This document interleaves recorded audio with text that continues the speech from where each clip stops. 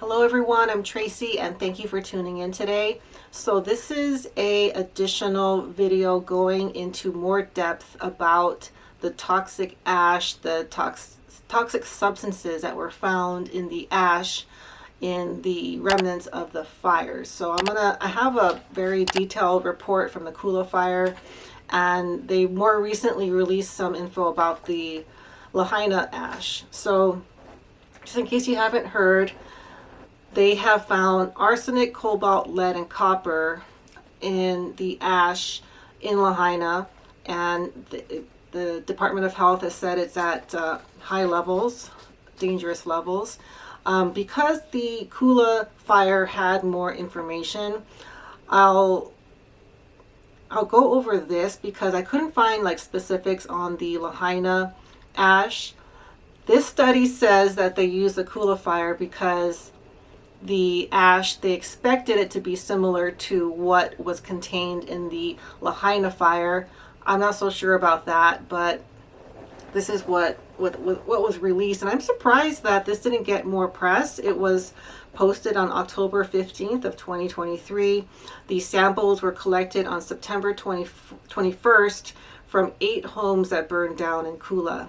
So in this report, the 3 toxic elements they found is arsenic, cobalt, and lead, and they're very clear on the fact that these levels are too high. I'm going to go into the individual toxins, and then at the end I'll give some recommendations if you are in an environment where you might be exposed to these toxins. It doesn't apply just to those who are in Maui or in West Maui. These chemicals and these metals and things get into drinking water and the air in other places of the world, not just after a fire. I believe most drinking water has a level of arsenic in it, which the EPA considers safe. I will comment on this idea that a certain level is safe. It depends, because when you are exposed to it either by breathing, drinking, or eating, it will build up in the system, and it will depend on your biology, what's going on in your body will determine how efficient your body is at removing these toxins from the body. It is possible to remove it, but ideally you want to avoid getting exposure if you can. Okay, so the most concerning chemical, or this is actually a metal, and when I did my interview with the fire captain, one of my earlier videos, he did say arsenic is the most concerning element that they see, and he wears a alert on him to detect when levels of arsenic are too high, because it is highly toxic and at a certain level can kill you immediately. Okay, so going into more detail about arsenic, it's a heavy metal found in soils. It's in Hawaii because of the volcanic soil, but it's also used as an herbicide in the early 1900s. It's also found in sugarcane that were treated for termites. It's also naturally occurring in well water. If long-term exposure does happen, it can cause skin problems, heart problems, and cancers of the skin, bladder, and lungs. So it says right here, levels of arsenic in the ash were very high and pose a potential health risk to people with exposure to the ash. And this is the ash from the Kula fire. So the other element they found is lead, and I think more people are familiar with the effects of lead. It's highly toxic. Before 1978, before it was banned, paints were lead-based. So if a house was built before then, there's a high likeliness that the paint has lead in it. Now, it's also contained in other, I'm not saying it's just paint, but that is the main household material that lead is in high concentrations of. And so when the paint burns, or any of these items that contain these elements, when it burns, those toxins get released, and that is what is so dangerous. So it gets into the air, it settles in the form of ash, it gets into the ground and the soil, and can get into the water. Okay, so lead is especially toxic for young children and babies in utero. It hinders development of the brain. They often will have learning problems. They'll have trouble with learning, school performance, attention, and other neurocognitive problems. Lead levels in the ash were high and pose a health risk to children and pregnant women who are exposed to ash and dust from the burned areas. So very, very toxic to developing a body and a developing brain. And these effects are often long term. I don't think it's just during the exposure. It's a long term effect. So when a child is exposed to this, they're often looking at a lifetime of effect. And then the other one that was found in the couloir, but was also found in high levels in Lahaina, is cobalt. It's again a naturally occurring element. It's mined in the Democratic Republic of Congo. Has a lot of cobalt. It's being mined there. It's in other parts of the world, but I believe that's where most of it comes from. It is essential for functions of the body, including generation of red blood cells. So we all have a little bit of cobalt in our system. But when people are exposed to small amounts in food, industrial air pollution, and cosmetics, if you get excessive amounts of cobalt in the system, it can cause problems with the blood, lungs, and skin. It can also cause cancer with extreme exposures. So these three items were found in high levels in Lahaina. They also found high levels of copper. I didn't go into too much just because it wasn't included in this study, and this is really what I combed through very well. The Department of Health in Hawaii recommends that that people not use sifters when going through the rubble because it causes the ash to be airborne. It's highly recommended to use protective equipment when in the impacted areas. Children and pregnant people should absolutely not be in the impacted areas. You're not to eat in the impacted areas, and if you have a water bottle, make sure the cap is covered so the dust doesn't get on it.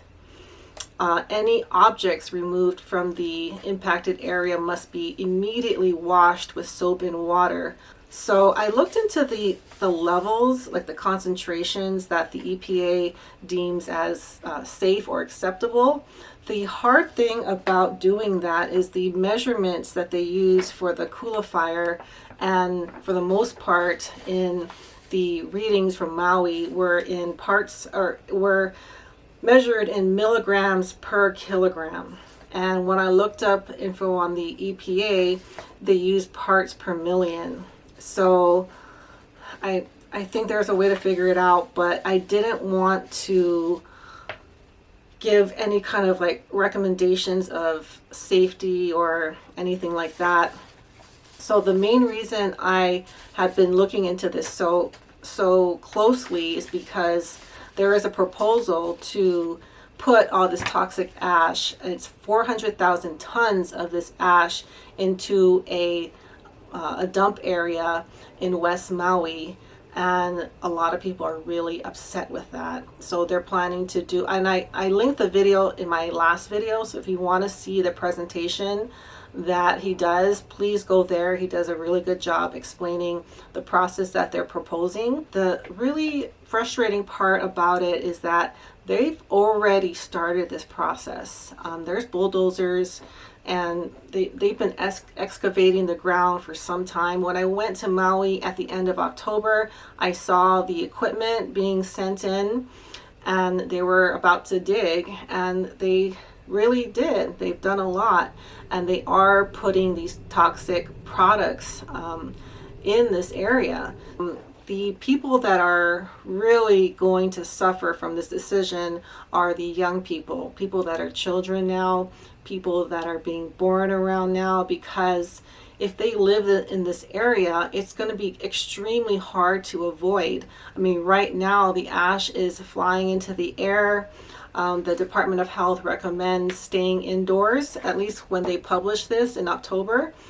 And they're also recommending that things get wiped down, because when that dust settles, that's toxic dust. And I don't know if this was highly publicized, maybe it was, but I hadn't heard about these warnings. And when you see the governor and president of the United States walking around in the burn area without any protective gear, without even a face mask, it gives the impression that it's not dangerous, but in fact it really is. And I don't think they're lying about these elements and these concentrations. And so I did know that arsenic was highly likely to be in the aftermath, as well as lead.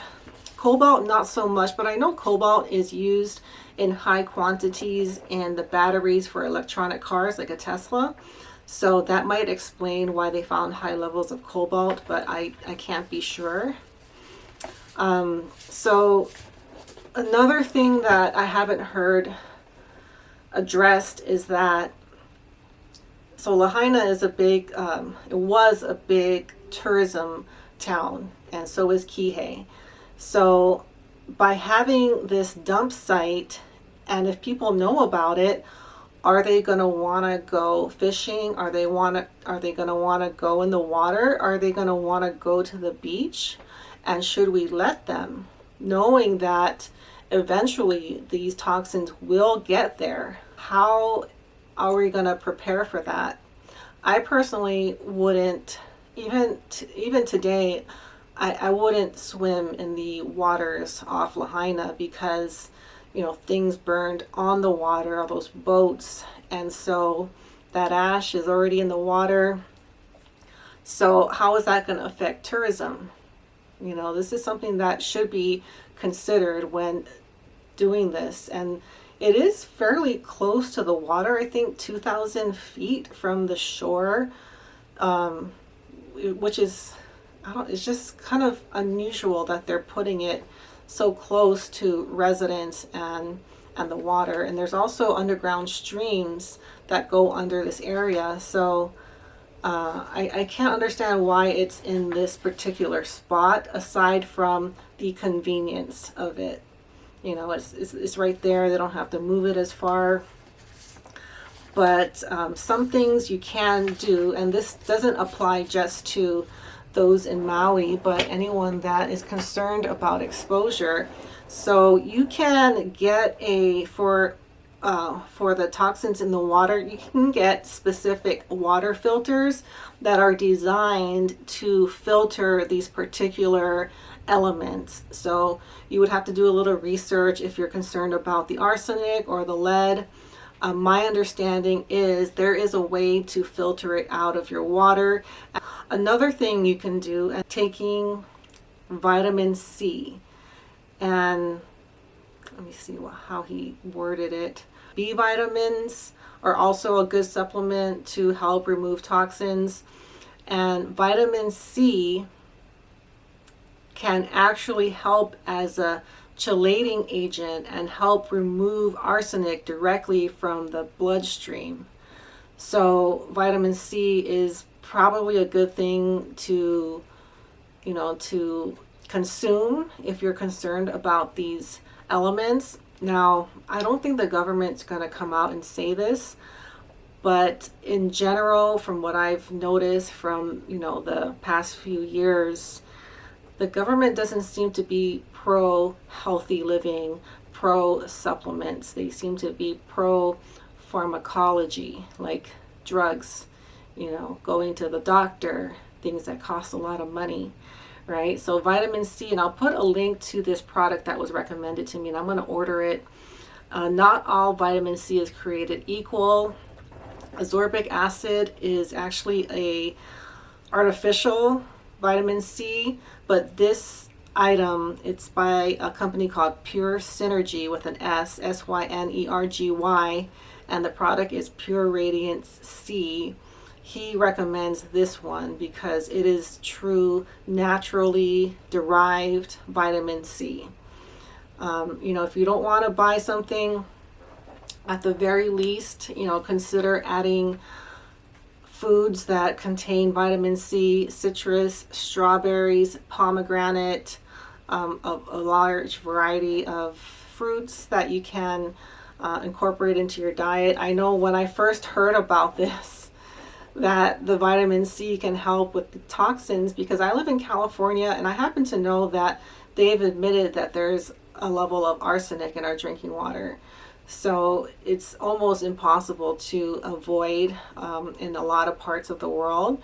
So I literally went to the market and I got oranges, strawberries, and pomegranate and pears. But those three items have a lot of vitamin C.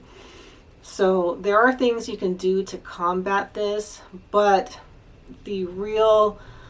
the best solution is to avoid exposure. I think that's kind of obvious, but when government makes decisions like this, it makes it very hard for people to avoid it. I can even go into how arsenic, it makes soil less fertile, and it also kills marine life.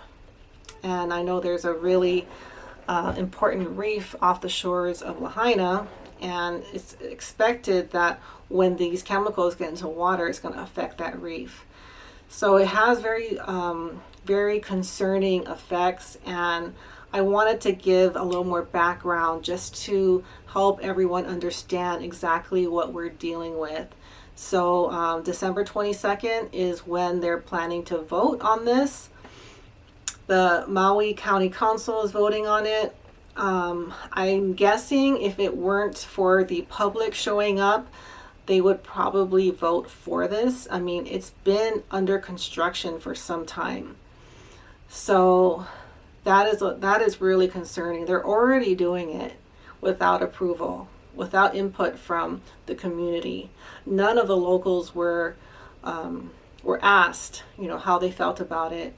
They just started doing it, and it's very, very concerning. So if you are able to make it to that meeting, December 22nd, it would be very helpful for more people to show up. I don't live in Hawaii, so I just wanted to, spread the word and let everyone know how serious of a problem this is and how important this next vote is going to be. And mainly, think of it this way. It might not be a vote for you and me, but it's a vote for the children, babies, and generations to come. I'll probably not be around for when this all happens, but people that are not in a position to stand up for themselves now are the ones that are gonna be affected the most. So that's really what I wanted to share with you guys today. I hope this is helpful. So thank you for watching, and I'll see you all soon. Bye.